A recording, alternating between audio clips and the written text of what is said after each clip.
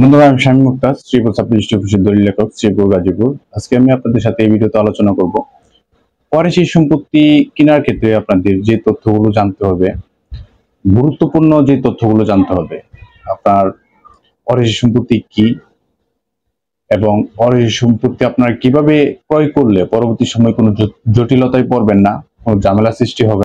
ওয়ারিশি সম্পত্তি আপনারা কিভাবে কিনলে পরবর্তী সময় কোনো জটিলতায় পড়বেন না এবং কোনো ঝামেলা তৈরি হবে না, এই বিষয়গুলো নিয়ে আজকের ভিডিওতে আমি বিস্তারিত আলোচনা করব। তো যারা আমার চ্যানেলে নতুন তারা অবশ্যই চ্যানেলটি সাবস্ক্রাইব করে রাখবেন। যারা সম্পত্তি ক্রয় করতে চান এবং ওই ক্ষেত্রে যদি আপনার ওয়ারিশি সম্পত্তি হয়, তাহলে তাদের জন্য এই ভিডিওটা অনেক গুরুত্বপূর্ণ।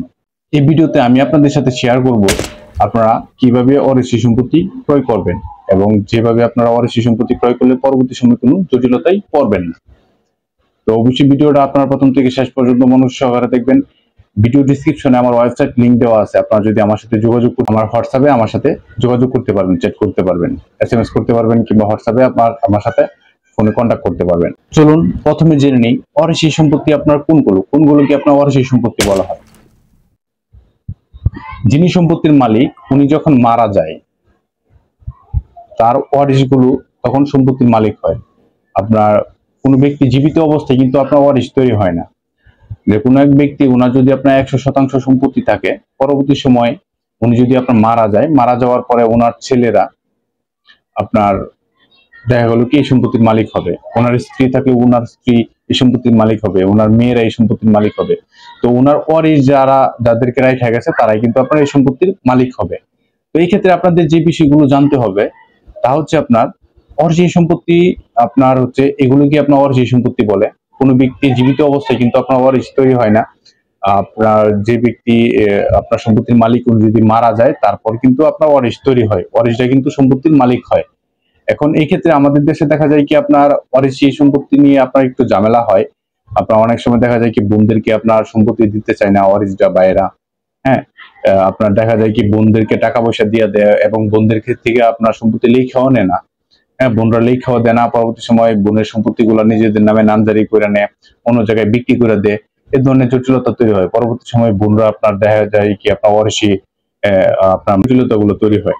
তো আপনারা যদি এই ধরনের সম্পত্তি ক্রয় করেন, ওয়ারিশি সম্পত্তি, তাহলে এই সম্পত্তি গুলো আপনারা কিভাবে ক্রয় করবেন ওয়ারিশদের কাছ থেকে, এই বিষয়টাই কিন্তু আজকের ভিডিওতে আমি বিস্তারিত আলোচনা করব যে আপনারা ওয়ারিশি সম্পত্তি কিভাবে ক্রয় করবেন। এবং এই টিপস গুলো যদি আপনারা ফলো করেন, তাহলে কখনো আপনারা ওয়ারিশি সম্পত্তি ক্রয় করে জটিলতায় পড়বেন না। এক কথায় টাকা দিয়ে সম্পত্তি কিনে আপনি টেনশন কিনবেন না। আপনার যারা ওয়ারিশ সম্পত্তি, তারা যদি সম্পত্তিটা বিক্রি করে, হ্যাঁ, দেখা যায় কি আপনার 100% সম্পত্তি এক ব্যক্তি রাইখা মারা গেছে, ওনার ওয়ারিশ আছে 5 জন।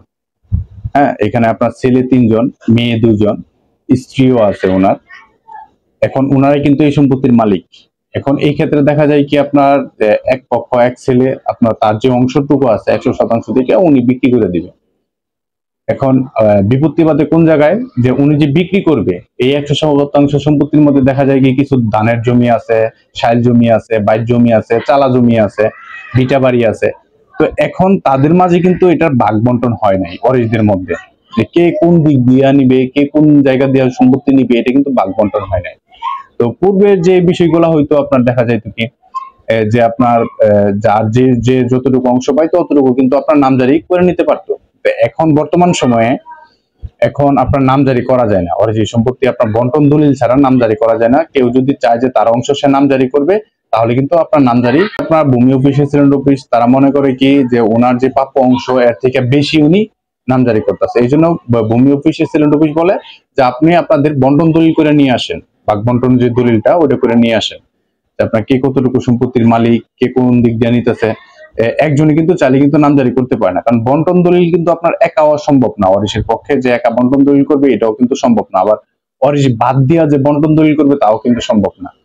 তো এই জন্য আপনার একজন ব্যক্তি চাইলে কিন্তু ওয়ারিশ সম্পত্তি নামজারি করতে পারে না। হ্যাঁ, এই ক্ষেত্রে যদি সকলে একসাথে আপনার একটা নামজারি আবেদন করে, যে বাবার 100% সম্পত্তি ছিল, মা, তারপর ছেলে মেয়ে সকলে যদি আপনার নামজারির জন্য আবেদন করে, তাহলে আপনার এই ক্ষেত্রে নামজারি করতে পারবে। ওয়ারিশান সার্টিফিকেট জমা দিয়ে সাথে ওয়ারিশান সার্টিফিকেট দিতে হবে, তাহলে আপনার এই ক্ষেত্রে নামজারি আপনার করতে পারবে।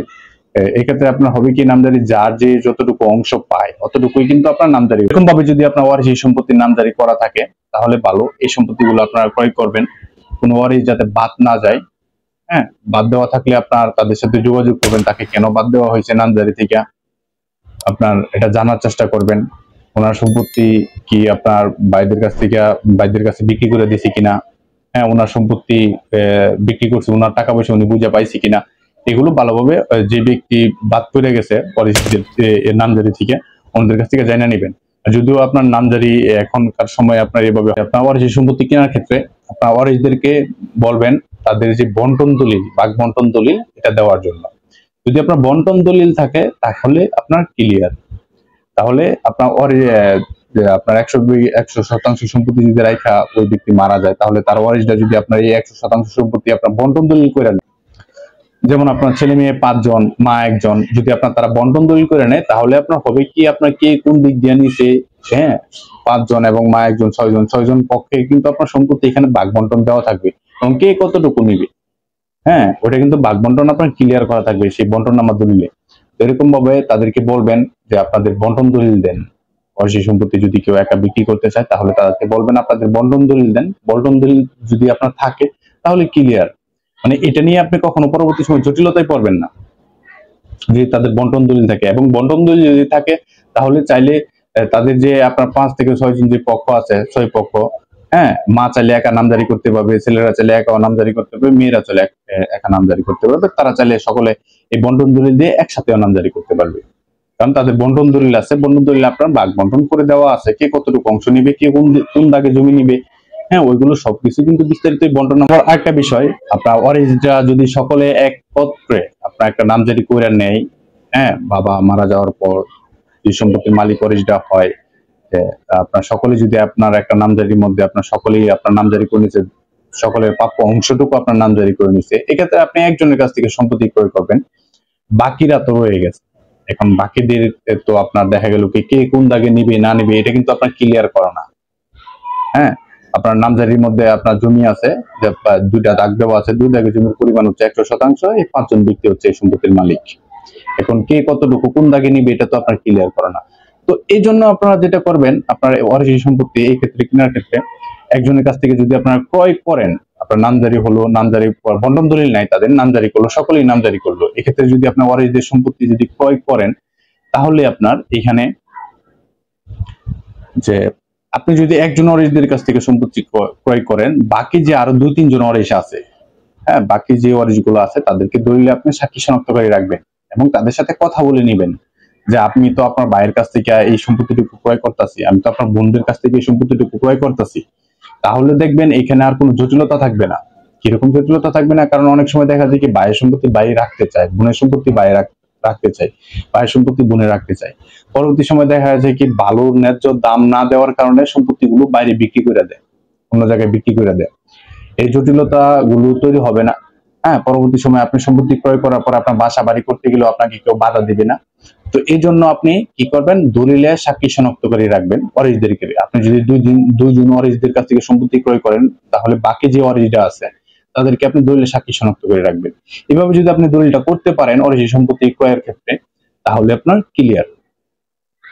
তাহলে পরবর্তী সময় আপনি এই জমি নিয়ে, আপনি যে জমিটা ক্রয় করবেন এই জমি নিয়ে কোনো ধরনের কোনো জটিলতায় আপনি পড়বেন না, কোনো সমস্যা আপনার হবে না। বাসাবাড়ি করতে গেলে আপনার কেউ বাধা দিবে না, ইট বালু আপনার আনতে গেলে কেউ আপনাকে পারছেন। ওয়ারিশ সম্পত্তি আপনার ক্রয় করতে গেলে যে তথ্যগুলো আপনাদের জানার দরকার এই তথ্যগুলো আমি আজকে আপনাদের সাথে এই ভিডিওতে শেয়ার করছি। ভিডিও ডিসক্রিপশনে আমার হোয়াটসঅ্যাপ নাম্বার দেওয়া আছে, আমার ওয়েবসাইট লিংক দেওয়া আছে, আপনারা আমার ওয়েবসাইটে প্রবেশ করে আমার হোয়াটসঅ্যাপে আমার সাথে যোগাযোগ করতে পারেন। আপনার যে কোনো তথ্য জানার জন্য আপনারা আমার ওয়েবসাইট ভিজিট করে দেখতে পারেন। আমার ওয়েবসাইট হচ্ছে আপনার জমি জমা সংক্রান্ত বিষয়গুলো নিয়ে আমার ওয়েবসাইটে লেখালেখি করা হয়। আপনারা আমার ওয়েবসাইটে ভিজিট করলে আপনারা আরো বিশদভাবে এই তথ্যগুলো জানতে পারবেন। তো আপনারা যারা আমার চ্যানেল নতুন তারা অবশ্যই চ্যানেলটি সাবস্ক্রাইব করে রাখবেন যাতে পরবর্তী আপডেট ভিডিওগুলো আপনাদের মিস না হয়। আমি শামীম মুক্তার, শ্রীপুর সাব রেজিস্ট্রি অফিসের লেখক, শ্রীপুর গাজীপুর। তো আল্লাহ হাফেজ।